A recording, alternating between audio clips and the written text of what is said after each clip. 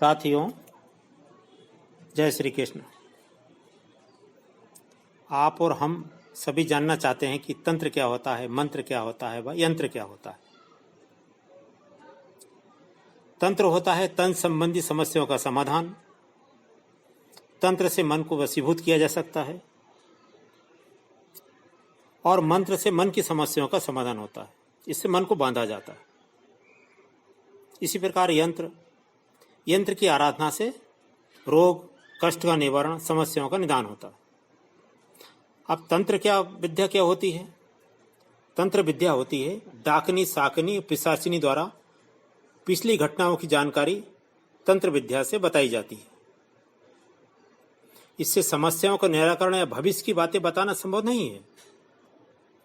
सिर्फ ऐसी विद्या जानने वाले अपना प्रभाव जमाकर धन एकत्रित कर सकता है, लेकिन ये भविष्य की बातें नहीं बता सकते हैं। इनसे किसी को अस्थायी तौर पर भय, कष्ट, अवरोध उत्पन्न किया जा सकता है और इसको जो सिद्ध करते हैं, इसको बताते हैं डाकनी, साक्षिनी, पिशाचिनी विद्या को, उनका अंत समय बहुत खराब होता है, उनका सुखद परिणाम नहीं होता। योनि क्या होती है? योनि भूत, प्रेत, निशाचर की योनि में गया मनुष्य की गति नहीं होती। पिछले पापों के कारण अंत समय में किसी द्वेष भावना से, किसी प्रतिशोध से, ज्यादा प्रेम अनुराग से लिए हुए देह जो त्यागता है, उसे भूत, प्रेत और निशाचर की योनि प्राप्त होती है। भूत क्या होता है? भूत वो होते हैं, इनकी चपेट में कोई भी व्यक्ति आ जाता है, उसे वो कष्ट देते हैं। ये गंदी जगह पर, सुनसान जगह पर निवास करते हैं। उक्त स्थान पर यदि कोई सोच जाता है, मकान बनाता है, जमीन खरीदता है, तो उस व्यक्ति को, स्वयं को और उसके परिवार को ये भूत कष्ट देते हैं। इनका स्थान बनाकर कोई छोड़ देता है तो और पूजा नहीं करता, तो ये पूरे परिवार को कष्ट देने लगते हैं। इस कारण लोग घर के बाहर या गांव में, खेत में उनकी जगह बना देते, पूजा स्थान बना देते हैं। अब प्रेत के बारे में जानते हैं। प्रेत क्या होता है?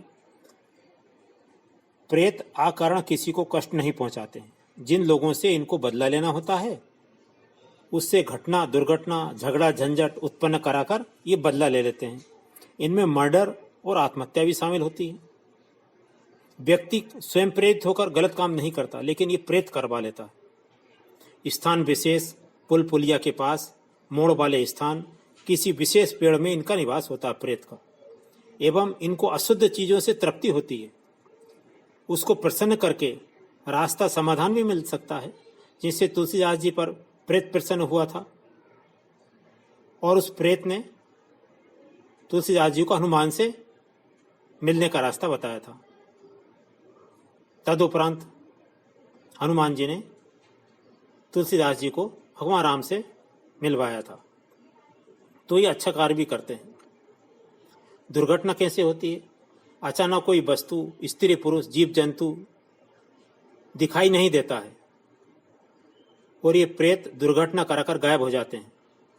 सामूहिक दुर्घटना में प्रेतों का झुंड ही कारण बनता है। एकदम सामने आ जाते हैं, दिखाई नहीं देते व्यक्ति को और दुर्घटना हो जाती है। अब निशाचर क्या होता है?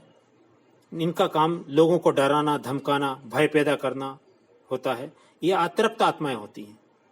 जिन लोगों की कुछ मरते समय इच्छा पूर्ति नहीं होती है या अचानक मृत्यु हो जाती है, असाधारण मृत्यु हो जाती है, उनको कर्म की गति अनुसार यह निशाचर योनि मिलती है। इन निशाचर का काम, जहां जिस घर में शुभ शक्तियों का निवास नहीं होता है, वहां ये निवास करके उनके घर वालों को परेशान करते हैं। घर जिसमें जमाए बर्तन अचानक गिर जाना, दिन या रात को अचानक कोई आवाज आना, खून के धब्बे फर्श पर दिखाई देना और व्यक्ति का अचानक बीमार हो जाना, ये निशाचर का काम होता है। ये योनियों के बारे में जानकारी है।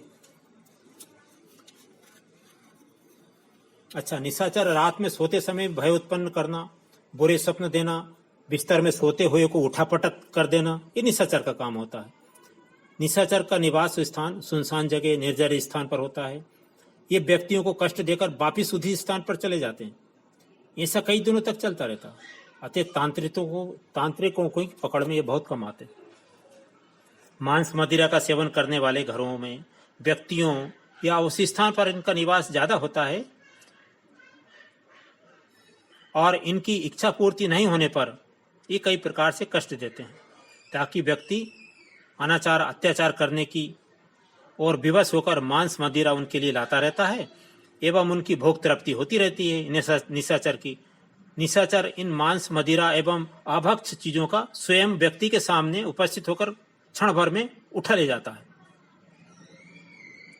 ये कार्य व्यक्ति स्वयं नहीं निशाचरों के वशीभूत होकर करता है। ऐसे घरों में यज्ञ हवन से निशाचर विचलित होकर ज्यादा कष्ट देते हैं। उसका भी निदान होता है, जैसे बर्डिंग कटिंग से पेड़ पौधों में मनचाहे फूल फल रंग बनावट इत्यादि दूसरे पेड़ की डाली लगाने से उसी अनुरूप परिणाम मिल सकता है।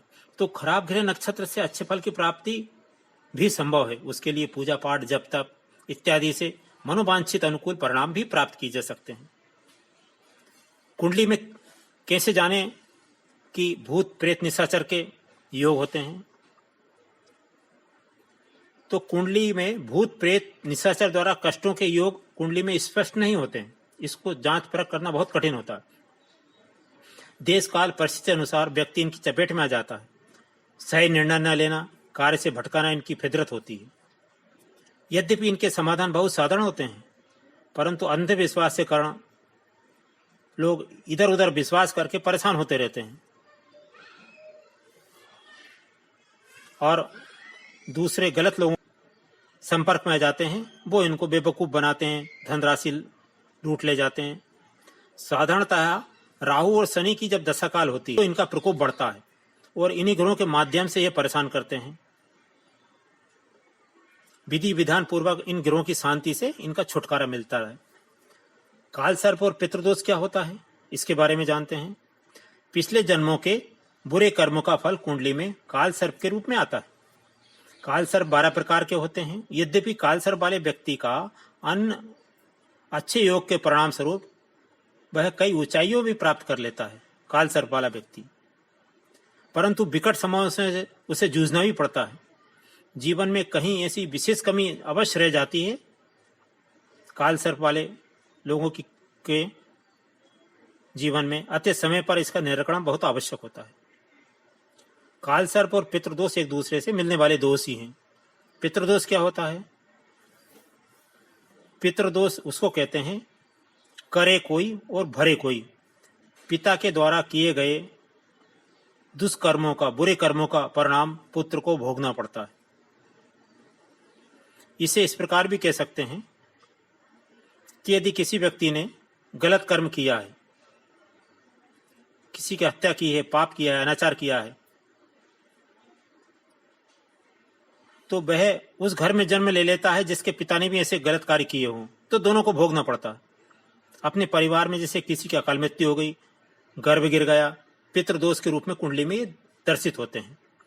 जिन पूर्वजों की मृत्यु के समय या अकाल मृत्यु के समय परिवार में ज्यादा आसक्ति रहती है, वह सर्प के रूप में जन्म लेकर उसी परिवार के आसपास कई समय तक घूमता रहता है और बार बार जन्म लेता रहता है जब तक कि उसका निदान ना किया जावे।